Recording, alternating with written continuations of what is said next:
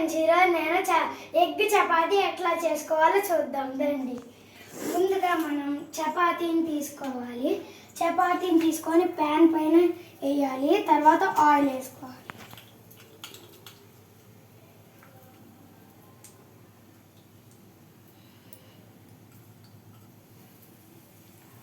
ఇట్లా చేసుకోవాలి. తర్వాత ఎగ్ వేసుకోవాలి.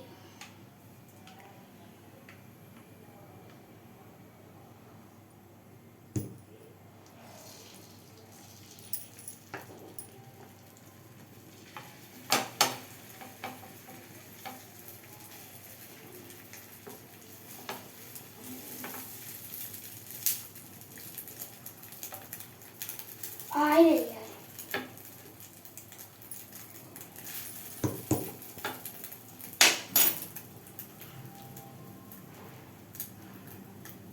ఇట్లా ఆయిల్ వేసుకోవాలి. తర్వాత తిప్పాలి.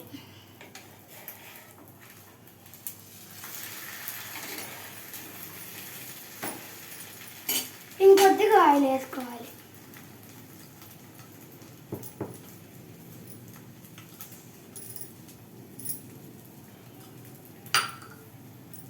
తర్వాత ఇంకొద్దిగా ఎగ్ వేసుకోవాలి.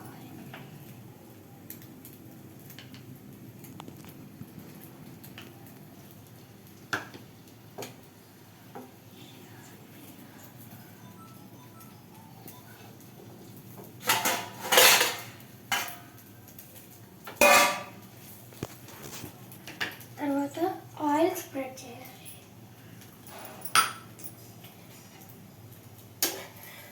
తర్వాత తిప్పాలి.